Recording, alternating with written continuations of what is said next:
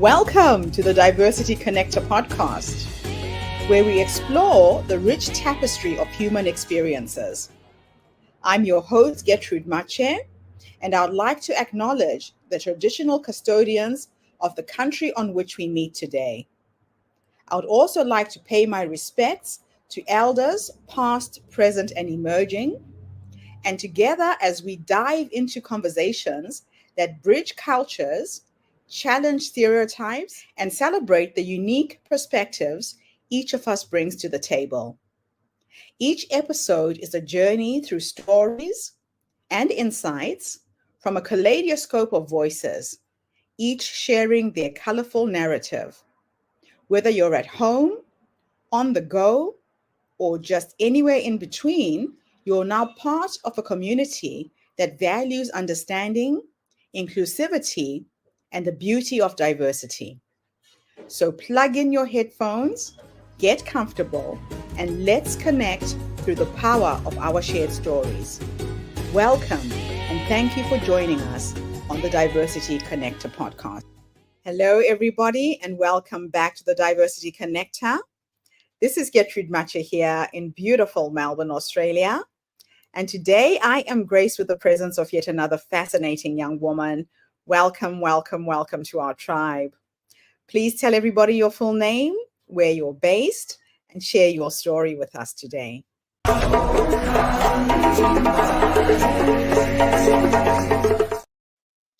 Hello, everyone. My name is Jess Harvie. My pronouns are she, her. I am based in Long Beach, just south of Los Angeles, California, and I'm so excited to be here today speaking with Gertrude. My journey to the DEI space was kind of a long and winding one. I would say I have always had a leaning towards social justice and social impact work. But I started my career as a lawyer, an employment attorney in Sydney, Australia. Prior to that, had done some work at the Human Rights Commission in Australia, worked with refugees and done some broader kind of human rights and social justice legal work on a pro bono basis. But my first big corporate gig was as an employment lawyer in a big firm in Sydney. And a couple of things I figured out about what I wanted in my career from that experience. One was that corporate law is a really interesting environment, but not super inclusive. And I just felt that there were ways that we could improve the way that people felt when they came to work, and that would improve the way people performed and just the general experience. And so I was looking for something a little bit broader than that. And the other thing about law is that while I loved what it meant and I loved a lot of the work, I felt like doing employment work, it's kind of when DEI goes wrong. It's a little bit late in the game, and also working in a corporate space, it was working for the people that I didn't really want to. I was on the wrong side of a lot of the cases that I was working on, and so really wanted to search for something a little bit different. And so I kind of made a massive change and picked up my my suitcases and moved from Sydney, Australia to New York. I was enamored by the tech scene. I felt like the tech industry was really progressive and thinking about changing the world in really new and innovative ways. And I really wanted to be a part of that. I also wanted to try a few different things in terms of career. Like I wasn't really sure what I wanted to do. All I knew was that law was just a little bit too narrow in terms of how I wanted to use my skill set. So I wanted to broaden it a little bit. So one of my first gigs after leaving the corporate law space was in HR technology at a startup in New York. We were less than 100 people when I joined, so it was a really exciting time. HR compliance and HR tech doesn't sound very, very exciting to a lot of people, but really when you think about my experience and also what I was passionate about, which was thinking about the future of work and how we work, the ways that we work, it was a really cool place for me to start. And so I was super lucky in that role, in that the leaders of that company, we were growing really quickly, and they kind of allowed me to follow the problems that I wanted to solve. So I started off doing legal work, so product compliance work. I moved on to doing communications and product marketing, which was really like taking complex stuff like tax law and payroll law and employment law and making it super digestible for a first time CEO or a first time founder, who was building their small to medium sized business. So that was a really awesome experience in terms of figuring out what I wanted to do. But one of the big, I guess the thing that changed my career trajectory in that space was working on the product side of things. So we had a lot of millennial and Gen Z customers who were first time leaders, or managing large like millennial or Gen Z employee bases for the first time. And they were looking at how to make their companies as diverse and inclusive as possible from the get-go. So I actually started in this work from the product side. And that was just a really interesting way to get into the space. And so we were looking at how, using HR technology, can we install like little nudges for our customers to make them think about creating diverse and inclusive teams and workplaces right from the get-go, which as most of us who have done this work know, that's really when a lot of the critical work can be done. It saves a lot of stresses later if we get it right from day one, which is very difficult, but definitely the ambition at the time. And so while I started in the product team and thinking about DEI from a product strategy perspective, our company grew quite a bit, and we started needing DEI support internally. And so what I was lucky enough to do was spearhead a large internal kind of workforce working on some of the large DEI issues that we wanted to tackle at a startup. So it gave us a ton of autonomy, but also it really was like a grassroots effort to build a program and a DEI solution that was tailored specifically to what we needed at that company at that time. And it was a real combination of top-down leadership and grassroots efforts to get us there. And that was my first kind of foray into corporate DEI work. And some of the techniques, but also initiatives that we launched at JustWorks, which was the name of the company, are things that I still rely on today and have repurposed in many different scenarios, because truly they were real and authentic initiatives that the team that put them together and I am really proud of. So after JustWorks, I started a DEI role at Snap, which is the parent company of Snapchat in Los Angeles, California. And I joined at a really interesting time when we were the company had gone public, but was still figuring out some of the operations needed to be a grown-up public company. So still in many ways operated as a startup. And in terms of DEI, was effectively a blank slate. So it was an awesome time to kind of get in and build a strategic plan for diversity, equity, inclusion from the beginning. And some of the work that I did at Snapchat, I'm just extremely proud of, but also I feel very privileged to be able to have done some of that work. So we rebuilt the ERG governance structure so that ERGs had the support that they needed. We ended up compensating ERG leaders, which was a kind of a long term effort to get to that stage, but it was part of a larger structure, which was showing recognition to ERG leaders. We set up the DEI data infrastructure for the whole of Snap. So that's really understanding who is in our workforce, how are they impacted by decisions around promotion, redundancies, all that kind of stuff, setting up the initial structure to make sure that we had the information and leaders had the information they needed to really help us achieve our goals. We set public representation goals for the first time for Snap, which was a really complex process, both in terms of internal conversations, but also external goals, really, and what goals do we set. I worked with the content and product team to launch our first product inclusion principles, which is amazing, and also worked with our content team to help Snapchat become more inclusive and more representative in terms of the content that was on the app. So both all those experiences were really exciting for me, because it was all about building new things in a company that was doing a lot of things across people, product, and the larger tech community. One of the final projects that I worked on at Snap, which I'm really proud of, is the ACT report, which is the Action to Catalyze Tech report.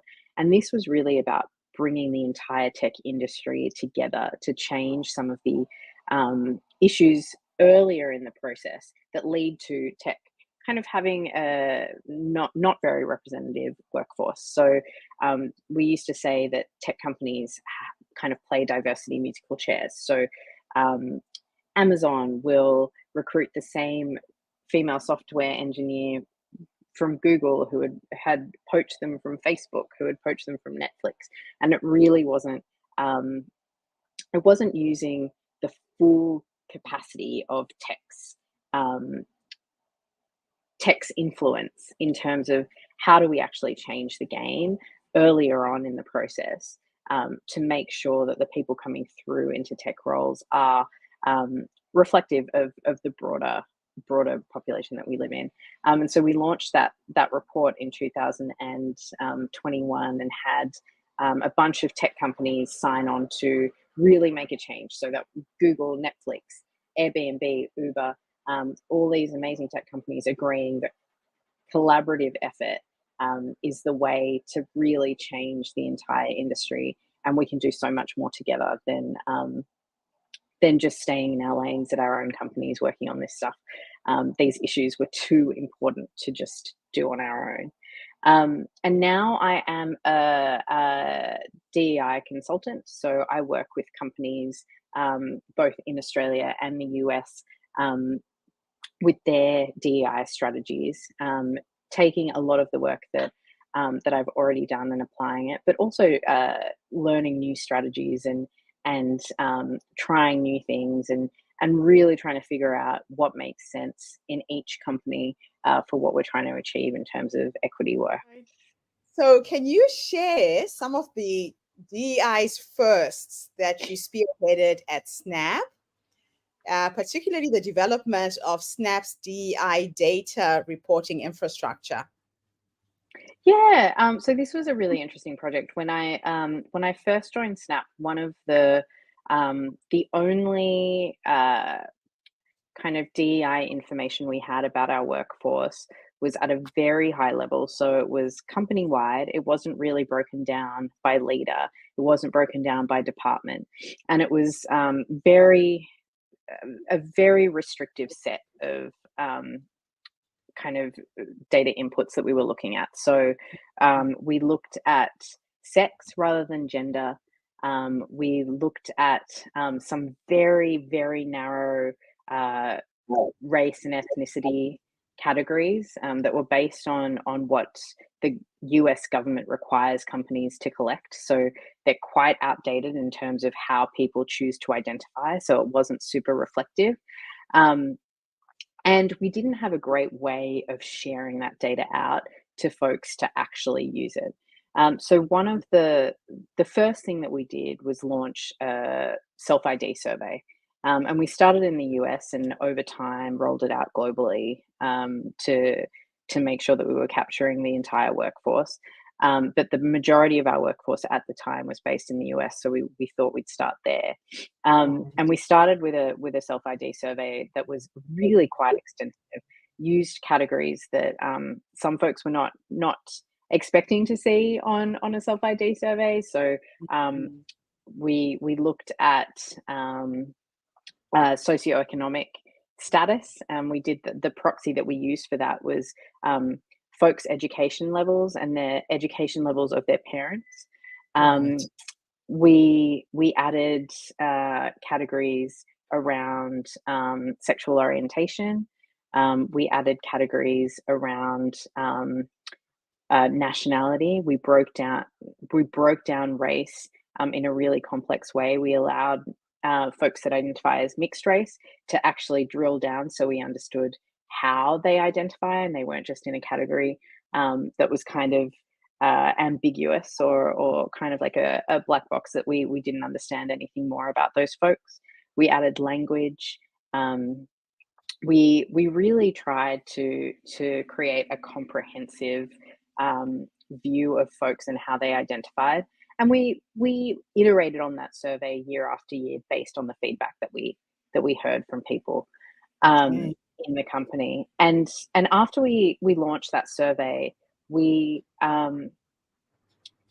had to create the infrastructure to be able to report it out. So we did that both internally and externally. Right. Internally, we created a dashboard for each of our leaders to be able to see who was in their organization, um, Yeah. and what that looked like when people were promoted, when people left, when people were hired, so we could really understand the life cycle of an employee based on attributes that they self-identified as, to really Wow. draw out some insights and see how we could really create a strategic approach to creating a more diverse and inclusive workforce.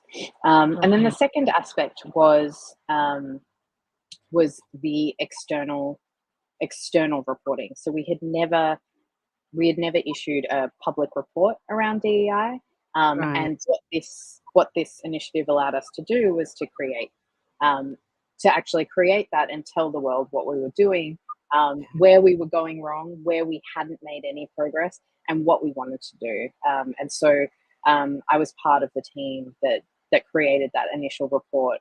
And since then, we've been building on that story and really setting goals for ourselves. In I think 2020 was when we launched that report, and since then, working on achieving those goals. So, how did you embed DEI into Snap's strategic plan, and what impact did that have on leadership accountability? Yeah, that's a great question. So, as you probably know, one of the hardest things to do is to truly embed DEI into the way business does, or the way a business kind of operates. Yeah. So often, DEI is thought of as something that happens in HR or something Yeah. that is a side project. We didn't want that to be the case at Snap, because Mhm. we knew that without that, you don't really get the accountability, and then you don't get the results. Yeah. So what we did was approached every exec at Snap and basically required them to develop OKRs or KPIs, however you want to call them, essentially business goals around Yes. DI that was baked into their business plan. And those business plans are shared with the whole company.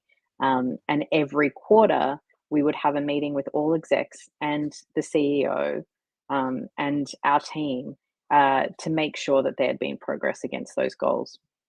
And Okay. after a few years, we were actually able to um, link some of the execs' compensation with their ability to reach or meet some of their DEI goals, which is a huge kind of shift. And we So, were we were we were really lucky in terms of timing, in that a lot of this was happening post 2020 and post the murder of George Floyd, which I think we had a bit of momentum on our side in terms of people willing to commit, but it really did change the kind of approach from this is just a hope that we have for Yeah. inclusion, and this is a plan where our execs are accountable in a real and tangible way.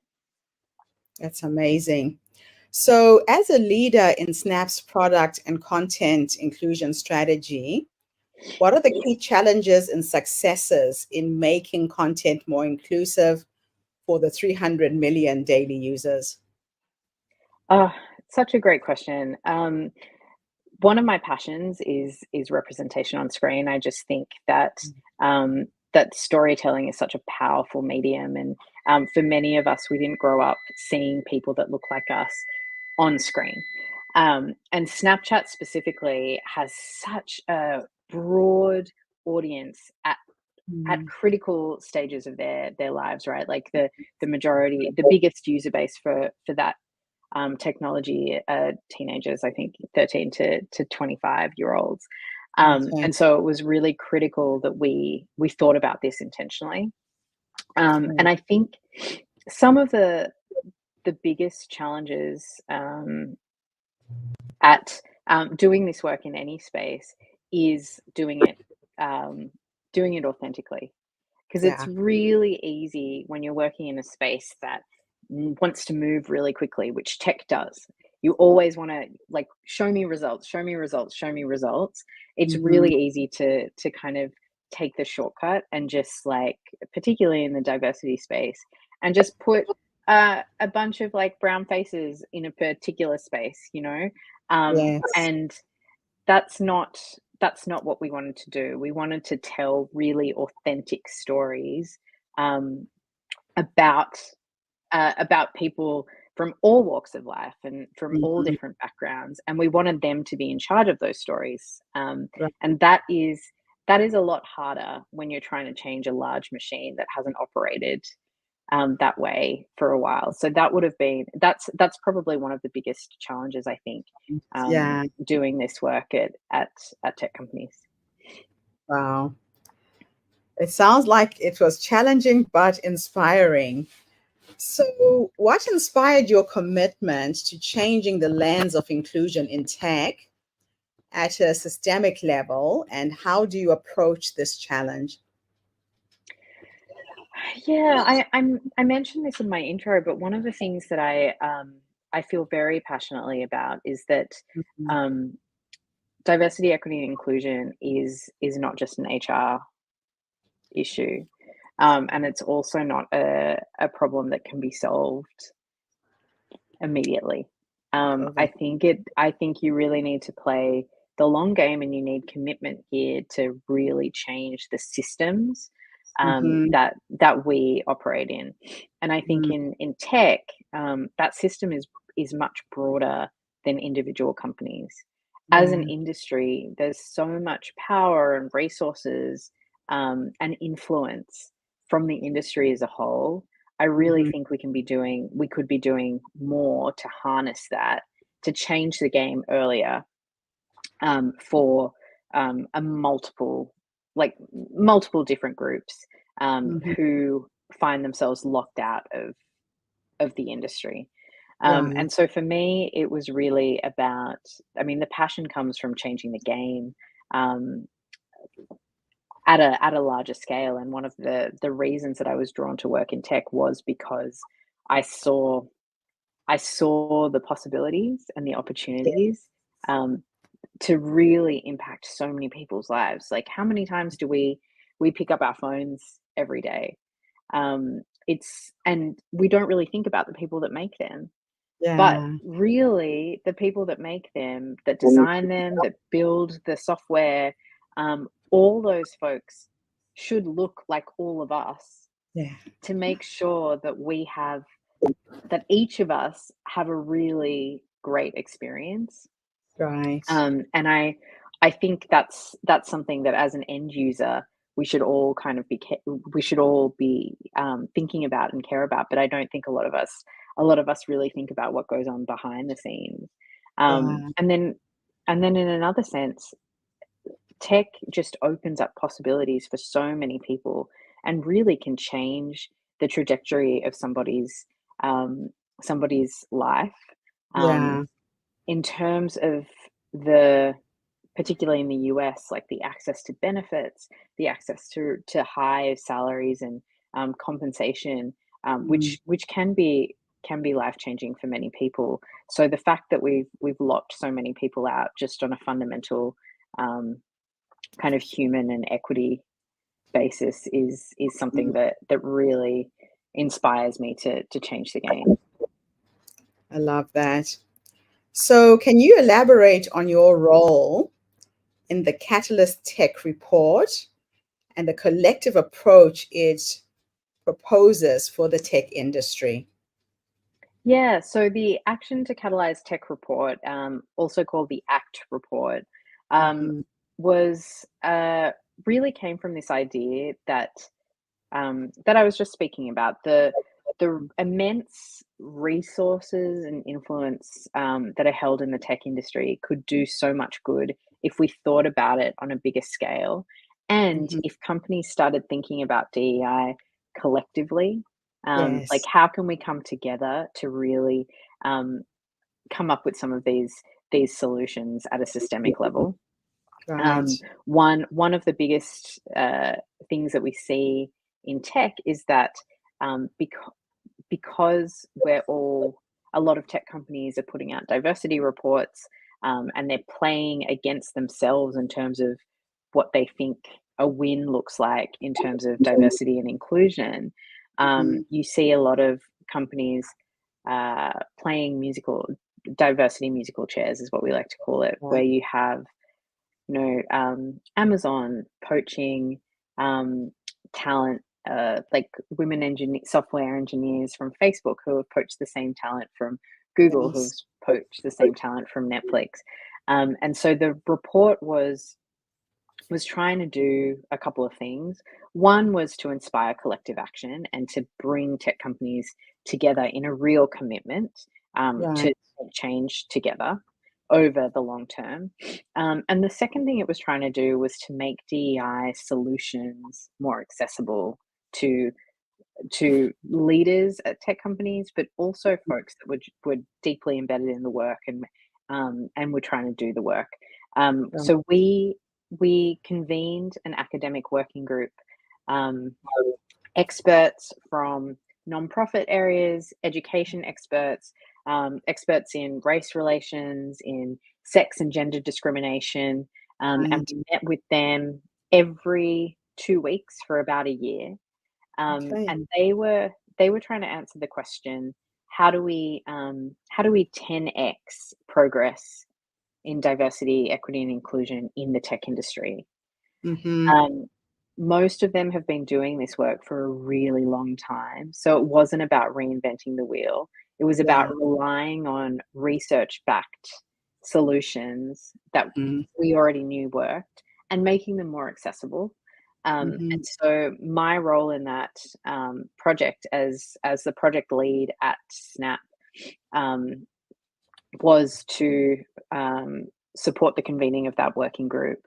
Um, I co-wrote the report, so turning a lot of the policy that we and the research that we heard from those amazing experts and turning it into policy for the report, and then negotiating with companies um, to become signatories to the report. And that was really a commitment to share some of their DEI demographic data Mhm. collectively, and agree to making progress and measuring progress annually. Okay. So now, as a consultant, how do you tailor your strategies to help organizations create more inclusive workplaces and representative content and equitable products? Yeah, It's really just taking a lot of the things that I've learnt and in both business and DEI, but also in my legal career and also what I know as a human being and figuring out what makes sense in each situation. So for Mm. me, one of the main principles that I operate under in terms of DEI is approaching meeting people where they are, and Yes. that is in a conversation that I'm having with you, Gertrude, or it's when you're talking about organizations. Where Yeah. is this organization in terms of their DEI journey? Do we have real commitment from leadership to do something drastic and make a change, or is this going to be a slower process? So that's one of the principles that governs the work that I do. Mhm. And another one is that for me, DEI is really an approach. It's not an answer. While Mm. there will always be questions where there is, yes, a very specific right or wrong answer. Mhm. Generally speaking, I really think that this work is it's complex, it is dynamic, Yeah. um, but it's very human centric, and so for that there for that to really work in any given setting, Mhm. there can't be a one size fits all approach, and so that's really part of the way that I think about this work is um, who am I working with, and what are their goals, and what can we achieve in terms of the resources that we have. Okay. So, what are some of the unique challenges that you faced in driving DEI across different sectors, from big tech and media companies to startups and nonprofits? Yeah, I think that the challenges are different, but at the same time, they're the same. Like, really, what we're talking about when we're talking about diversity, equity, inclusion, and making systems change is changing hearts and minds, which Mm. is part of that larger systems change. And I don't think that work can be done separately. So it's the biggest challenge is, are people ready? And are people open to the work and to making real change? Mhm. I think most recently we find that a lot of folks definitely want to make the change, and they know it's important. They know creating a workforce that looks like the community that they serve is important. They know that inclusion of their employees leads to better results, and it also makes their employees happier and reduces attrition and all those things. Um, Mhm. but they don't really understand what it means to get to that place in an authentic way. It Okay. doesn't mean just hiring women into positions of leadership. It means actually thinking about that woman's experience once they get there. Do they have the support that they need to succeed?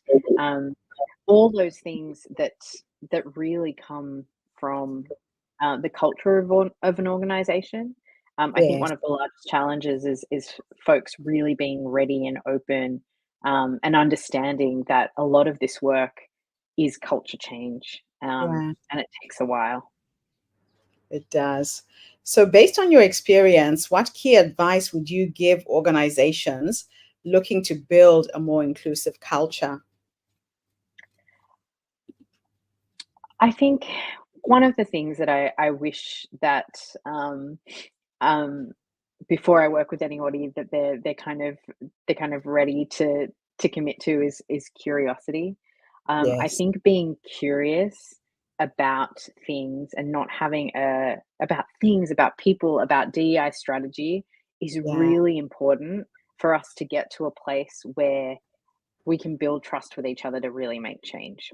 Okay. And so my advice for most companies entering into this work, or companies that are already in this work and are either stuck um, or tired, because I know a lot of folks are getting tired Yeah. doing this work, is to get curious, um, ask ask more questions, really lean into like your place in the work and your identity and how that might change the way people perceive you or are willing to talk to you about things, Right. and find a way to get inspired again. Right. So my final question is, what future trends or shifts do you foresee in the realm of DEI and social impact, particularly in the technology industry? It's a really interesting question, and I think it depends where in the world you are. Yeah. I know that a lot of folks in Australia who have um, started entering into this work maybe a little bit later than folks in the US in terms of organizational change, need to start thinking about broader groups of people to Yes. bring into the diversity conversation. I think for a long time, gender was the main category when we talked about diversity, and I think we're going to see that expand a lot in certain parts of the world where it hasn't already. Yes. Um, and then in the US, I think um, there's a real like tension at the moment Mm. around diversity and inclusion as a corporate um, objective. And I Mhm. think the trends that we'll see um, will depend on the courage that leadership at these companies can show. I Yeah. know that the people that understand the work will continue to commit and allocate resources and really drive that long term change by playing the long game. And I don't think things will change that much. But I do think where folks may not have room to kind of uh, leverage that courage, we might see DEI being rolled into larger social impact initiatives, or Mm. um, in the product space, under like larger product equity initiatives, which I don't think Okay. is necessarily a bad thing. I think wherever you can make strategic change, this work should be done and should live. Yes, thank you so much for coming online and sharing your wealth of knowledge with us today. Absolutely fascinating interview. And thank you to everybody who's tuned in. The Diversity Connector is bringing you stories and voices from people from all over the world, different walks of life, and different experiences. So tune in again tomorrow when I interview yet another amazing guest. In the meantime, have a fantastic day, morning, or evening, wherever you are in the world. And bye for now. Thanks again, Jess. Thanks, And that's Gertrude. a wrap, everybody, on today's episode of the Diversity Connector podcast. Thank you for tuning in and being part of our vibrant and global conversation. I'm your host, Gertrude Mache, and it's been an honor to share this space with you, where voices from all walks of life come together to weave a tapestry of diverse perspectives.